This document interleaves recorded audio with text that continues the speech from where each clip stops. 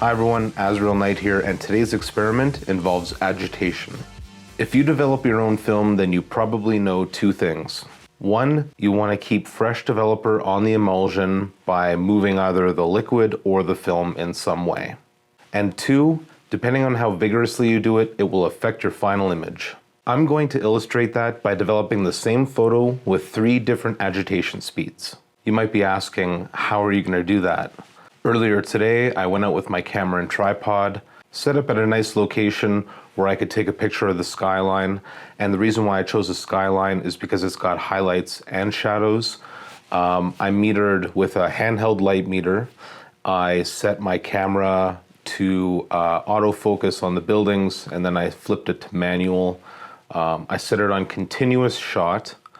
And of course manual settings, and in this case it was 1/250th of a second at f11 at ISO 400. It was an overcast day, so not as much contrast as say midsummer, but enough where I think it'll illustrate for these purposes. So basically I have 36 or so shots of the skyline. A sidebar here too. The camera was giving me issues and there may be some overlapping photos, but as long as I've got one shot from each strip, then I'm good. And if you haven't figured it out already, I'm going to split this roll into 3 sections and put them into 3 separate tanks. My plan is to use one single batch of developer, so all 3 tanks get the exact same ratio. I do expect some drop in temperature, but those are the breaks. I don't think it's going to be enough to really make a huge difference, but I'll keep an eye on the temperature, and if it becomes a problem, perhaps I'll make a new batch and just be as accurate on those ratios as possible. After each one develops, I'll put a stop bath in it and set it aside, and then once I have all 3, I'll start the fixing process. You can see I've got 3 tanks set up here and ready to go. So you might be asking yourself what agitation speeds I'm going to be using for each of the tanks. Here's how I've broken it down. The first tank is going to be super minor, like barely anything at all. I'm just going to move it back and forth really gently, just enough to have the spool in a different place than it started out with. The second tank is going to be my normal agitation speed. And the third one is going to be a vigorous agitation. We may even see surge marks in the sprocket holes. Next thing to do now is to get this film into these tanks down here. Okay, all 3 strips are in the tank now. I think I split them up pretty evenly, but I won't know for sure until I'm done. What I need to do now is practice each agitation speed with the pre-wash. I'll probably make the bath a few degrees warmer than it should be because I'm going to let each one sit after it's done while I'm preparing the developer. So just to recap, the next thing on the list is the pre-wash, and then after that I'm going to make a single batch of HC110 developer and then split it for the 3 tanks. Okay, here's the first batch of pre-wash.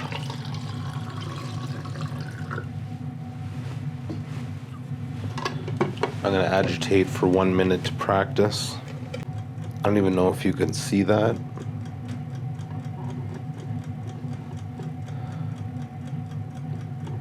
But it's taking me like 3 or 4 seconds to twist each way. But that's about the speed I'm going to go with the first one. This is my normal agitation method. You know, not too fast, not too slow, that kind of thing.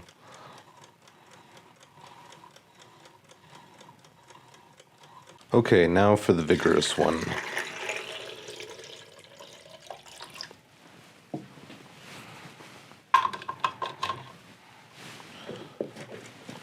Starting at the 30-second mark.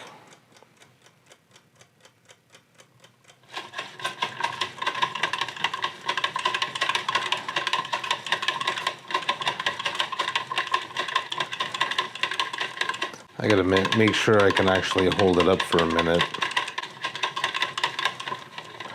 Maybe I should twist more at the wrist than with my fingers in this case. Of course I realize this is completely unnatural, but I wanted to show extreme examples. Oh, that was a workout, Jesus. Okay, my water for my developer is at about 73 Fahrenheit. I figure by the time I add the HC 110 and get the pre-wash out, the temperature will have dropped enough and be ready. For Delusion B and a 1 liter solution, I'll need 32 milliliters of HC 110. Here's a little tip. It's way easier to just measure out a liter of water rather than 970 or 968 milliliters, and then remove 32 of that milliliters with one of these. That makes 30 and 32. So now there's 968 milliliters of water in there, and I can do the exact same thing to the HC 110 to balance it back out.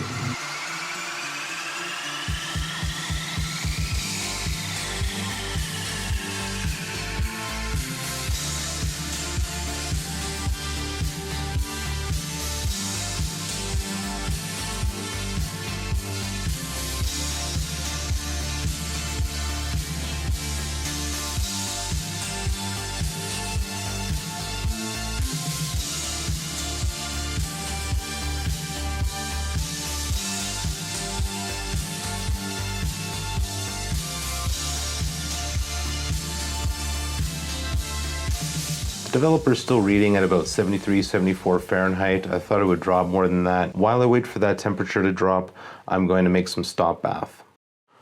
I think we're just about ready to go here. I got my timer ready. That's the reserve developer. This is the developer going in here. All I gotta do is pour the pre-wash out. And right now we're sitting at just under 72 Fahrenheit. I think when it drops up to about 71, I'm gonna go ahead. I do realize that's 3 degrees over normal developing temperature. However, I'm gonna do this 3 times, and I'd rather have one a little bit over, spot on, and a little under, rather than have one spot on and 2 under. Okay, the first strip is done and I set it right there. Second strip is ready now. The first one I developed at about 71 Fahrenheit, and it looks like this second one's going to start at 69 Fahrenheit. This is going to be the easiest one because it's just going to be my normal agitation speed. Okay, let's see what the last of the developer is measuring at. 67, not bad. It's dropped 2 degrees about every 5 to 7 minutes. So this one might be a little funny because my goal here is not so much consistency, but to just crank on it to see what the extreme looks like.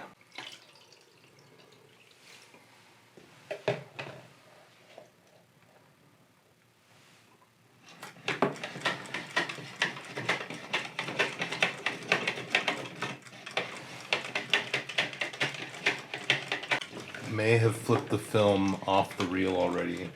I feel a change in the way it moves back and forth.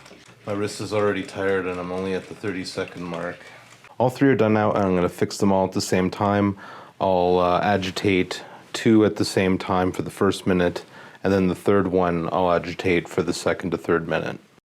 To be 100% honest, I can't remember if I'm using Kodak or Ilford Fixer, so I'm just going to do a 10-minute fix and then wash it a whole bunch.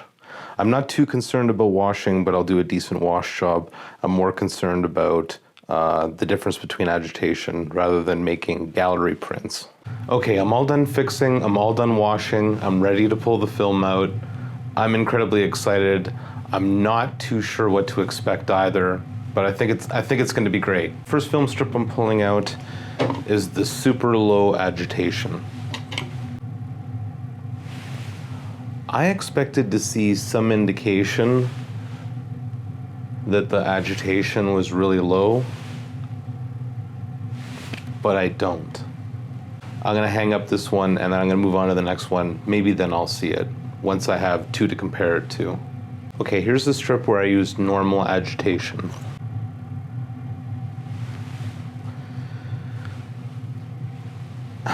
Excuse the expression, but this might be a photo finish. I might literally need to put these side by side. Now the third one I went nuts on. If I don't see anything on that one, I think we've all been lied to.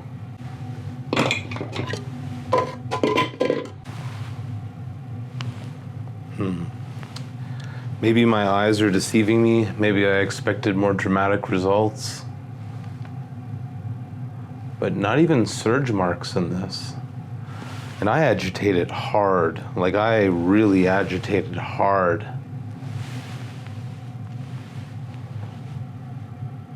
So far, I'm confused. Okay, well, the only thing to do now is to let these dry and see how it all turned out. Okay, while I was waiting for the film to dry, I did a bunch of research. And for the most part, people don't seem to agree with each other on what exactly agitation does or how much it does it. Go figure. There was one thing that stood out to me, though, and that was that contrast is not dictated by the agitation vigorousness. It's agitation frequency that alters the contrast. That seems to make the most sense to me, because when you take a look at these negatives in a second, you're not going to see any difference. Yeah, we'll take a closer look here in a second. I just wanted to say that if somehow I mix these up, I'm screwed. That's how close they are together. If there is a difference, it's going to have to show up in the scan, or there might be slight differences if I take a look at the loop, but that could just be a shot-for-shot difference too. Again, I gotta say, I'm just really surprised, especially the third strip, which I just reefed on that. Here's the one with minimal agitation, normal agitation, and ridiculous super-duper agitation. Yeah, virtually no difference. I'm going to scan them in. Okay, take a look at these three pictures. Can you even tell the difference between them?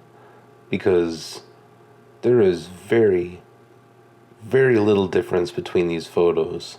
One could say that the difference in these photos is the variation in the shutter speed, because it's not going to be the exact same shutter speed every time.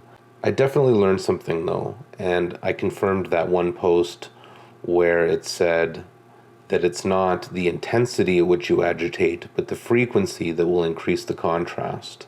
Even looking at them close up, like when you go back and look at the difference in my agitation method, you think that you would have seen some crazy difference, but you don't. So I'll admit at first I felt like kind of an idiot for not knowing this, but after I read through the forums a bit, I realized that people who had been developing film for decades still didn't quite understand the difference that agitation makes. And I think the average person probably wouldn't bother going through the time or the film to answer these questions.